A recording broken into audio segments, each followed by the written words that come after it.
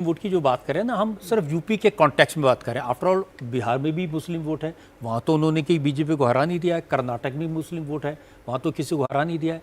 पश्चिम बंगाल में उनके पास विकल्प है, उन्होंने वहाँ उनको दे दिया। तो यूपी में जो हुसैन कह रहे हैं बिल्कुल सही है, मुस्लिम वोट तो बीजेपी के खिलाफ वोट देता ही था।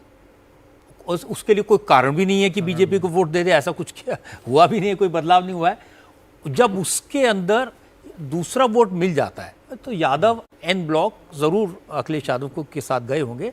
उसमें जब दूसरा वोट मिल जाता है, और इसीलिए उनको बार बार कहना पड़ा हम 80 में 80 जीत रहे हैं, हम जीत रहे हैं, हम जीत रहे हैं, ताकि ये जोश भरता है। तो जो हुसैन कह रहे बिल्कुल सही है, जब वो बाकी SC ST OBC उसका कुछ हिस्सा उसमें मिल गया तो फिर इसीलिए मार्जिन बहुत ज़्यादा नहीं है।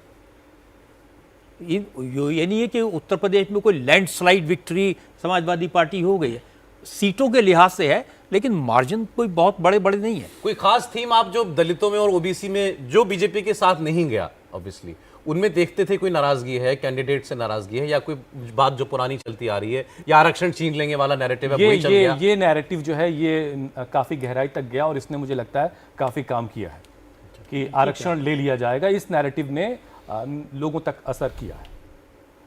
ये बहुत लोग कह रहे थे कि इसका असर हो रहा है, लेकिन मुझे नहीं लगता कि शायद बीजेपी की जो लीडरशिप थी वो इसको असेस कर पाई कि कितना डैमेज ये कर रहा है।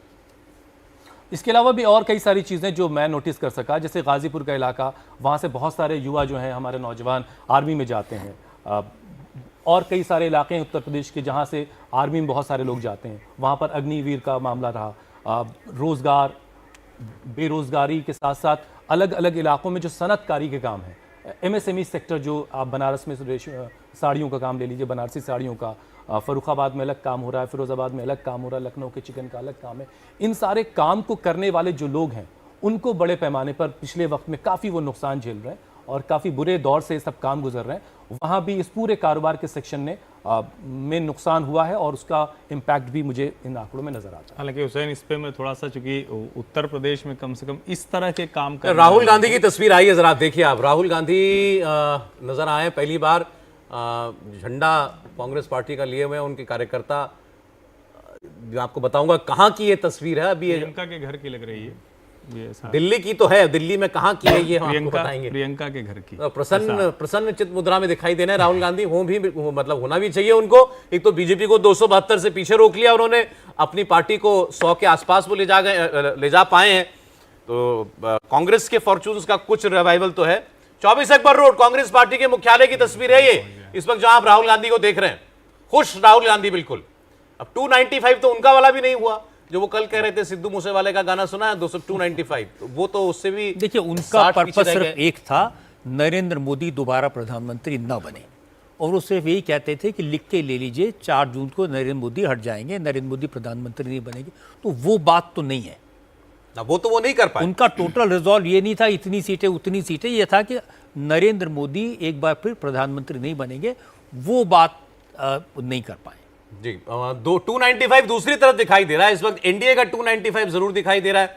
तो राहुल गांधी की लेकिन पहली तस्वीर आई तो वो आपको हम लोग दिखा रहे हैं। खुश हैं राहुल गांधी, उनको बधाई संदेश बहुत मिल रहे होंगे। कांग्रेस पार्टी 100 के आसपास पहुंच गई। बहुत से लोग ऐसा नहीं देख पा रहे थे, लेकिन उनके इस 3 चुनाव में देखें तो अगर पहले में 44, दूसरे में 52, तीसरे में अगर 99 है फिलहाल, तो उनके लिए तो ठीक ही है। रिकवरी तो ठीक ही हो रही है। 2029 के लिए तो कम से कम रिलैक्स आज हुए होंगे कि चलो 2029 में ठीक रहेगा क्योंकि इस बार तो PM बनी गए मोदी जी। देखिए, जहाँ जहाँ भी इन्होंने अलायंस किए हैं, बिहार में, उत्तर प्रदेश में, महाराष्ट्र में, उसका लाभ कांग्रेस पार्टी को हुआ है। कांग्रेस पार्टी को जहाँ अपने दम पर लड़ना चाहिए, मध्य प्रदेश में, राजस्थान में, छत्तीसगढ़ में, उनमें से सर राजस्थान में लाभ दिखाई दे रहा है। और पंजाब में भी अच्छी खासी सफलता हुई है। हरियाणा भी है, हरियाणा में भी 5 सीटें हैं। या मुझे वो लोग ढूंढ के मैसेज कर रहे हैं जो कह रहे थे कि 250 सीटें आएंगी भाजपा की कुछ लोग हमारे कार्यक्रमों में भी आते रहे, तो अब वो सब ढूंढ के कह रहे हैं कि याद है ना आपको मैंने क्या कहा था। हमारी प्रोग्राम की सब निकाल के दिखा रहे हैं। ठीक है, खैर ये बात जिसका भी आंकलन सही बैठा, जिसका गलत हुआ वो गलत हुआ। अब तो इसमें कोई कुछ कर नहीं सकता, जो है वो हमारे सामने है। हाँ, एक बात, ये इस बात को बार बार पकड़ के लाओ जिन्होंने एग्जिट पोल किया था। नहीं सर, मुझे लगता है ये बात आपके जरिए एक बार और चली जानी चाहिए। जिन लोगों ने भारत के पूरे चुनाव को बदनाम करने की कोशिश की, उनके लिए तो दो शब्द होने ही चाहिए। देखिए, ये मैं बिल्कुल साफ कहना चाहता हूं कि बहुत सारे लोगों ने ये कहने की कोशिश की कि मोदी को वोट नहीं पड़ते हैं, मोदी ईवीएम में हेराफेरी से जीतते हैं, पिछले जो 2 चुनाव जीते ईवीएम में हेराफेरी से जीते, या फिर ये कहना कि इलेक्शन कमीशन उनके साथ है, उन्होंने वोट बढ़वा दिए हैं, वोट कम थे वोट बढ़वा दिए हैं। ये यहाँ तक किसी नेता ने दिखाया कि साहब वो जिस ईवीएम में मोदी के वोट नहीं पड़ते उस ओवीएम को ईवीएम को बदलवा देते हैं। और मैं बार बार ये कहता था 12 lakh EVM machine, 12 lakh booth, हज़ारों लाखों लोग उसके अंदर काम करने वाले पार्टियों के कार्यकर्ता, ऐसा कुछ नहीं हो सकता। लेकिन पूरी दुनिया में ये मैसेज दिया गया कि हिंदुस्तान में इलेक्शन फ्री एंड फेयर नहीं होता, जबकि पूरी दुनिया को मैसेज ये जाना चाहिए था, देखिए हमारे यहाँ जम्मू एंड कश्मीर में भी फ्री एंड फेयर इलेक्शन हो रहा है, हमारे यहाँ पाकिस्तान की तरह इलेक्शन नहीं होता, हमारे यहाँ कोई पुतिन की तरह इलेक्शन नहीं होता, बट एक रिवर्स मैसेज दिया गया।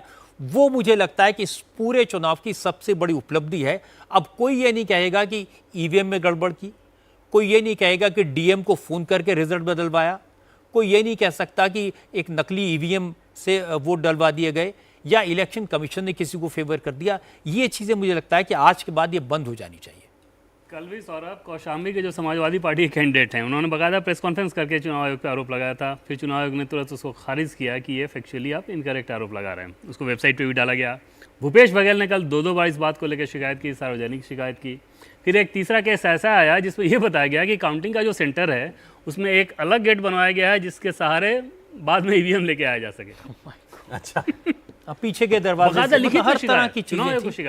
और इसमें ये जो सो कॉल्ड सोशल मीडिया है, इसका एक बहुत बड़ा रोल है। वो हर तरह, कोई भी आदमी किसी भी तरह की बात कुछ भी लिख देता है और फिर उस लोग फॉरवर्ड करते हैं, उस पर यकीन करना शुरू कर देते हैं। अच्छा, प्रियंका गांधी का अभी एक सोशल मीडिया पोस्ट आया, एक्स पर उन्होंने पोस्ट किया है अमेठी के रुझानों को लेकर। प्रियंका गांधी ने लिखा है, किशोरी भैया मुझे कभी कोई शक नहीं था, मुझे शुरू से यकीन था कि आप जीतोगे। आपको और अमेठी के मेरे प्यारे भाइयों और बहनों को हार्दिक बधाई। किशोरी लाल जी को वो बधाई दे रही हैं जो स्मृति ईरानी से इस वक्त वहां पर लीड कर रहे हैं, और अब उनका मार्जिन बहुत बढ़ गया है, तो अब अमेठी भी रिवर्स हो, इसकी कोई गुंजाइश जो है वो दिखाई ये इनको इस जीत से खास खुशी होगी क्योंकि स्मृति ईरानी ने राहुल गांधी को हराया था और ये बड़ा ब्लॉट था कांग्रेस के ऊपर। अमेठी में उनके घर में जाके हरा दें तो ये इनके लिए बड़ी चीज। मार्जिन क्या है? 80,000 करीब 88। सर ब्रेक में यहाँ पर ले लूं, जाते जाते एक आंकड़ा आपको दे जाता हूं। यूं ही मैंने हर्षवर्धन से पूछा बीजेपी कितनी सीटों पर लड़ी थी, कांग्रेस कितनी सीटों पर लड़ी थी। अभी ट्रेंड्स के हिसाब से स्ट्राइक रेट अगर देखें तो बीजेपी का 55% है। 437 सीटें लड़ी, 240 पर आ गए, 55% स्ट्राइक रेट बीजेपी का। कांग्रेस का 42% है, नॉट टू बैड, और बहुत पीछे नहीं। 238 सीटें लड़ी, 100 सीट पर लीड कर रही है। तो 42% स्ट्राइक रेट कांग्रेस का, 55% strike rate Bharatiya Janata party का। ये गैप कम हुआ है, बहुत कम हुआ है बल्कि इस बार, और अपेक्षाओं से बीजेपी के बहुत खराब नतीजे देखने को मिल रहे हैं। लेकिन तीसरी बार नरेंद्र मोदी प्रधानमंत्री बनेंगे, इसमें भी कोई शक नहीं दिखाई दे रहा है। कवरेज हमारी लगातार जारी है, मेहमान बने हुए हैं। लौटते हैं छोटे से ब्रेक के बाद।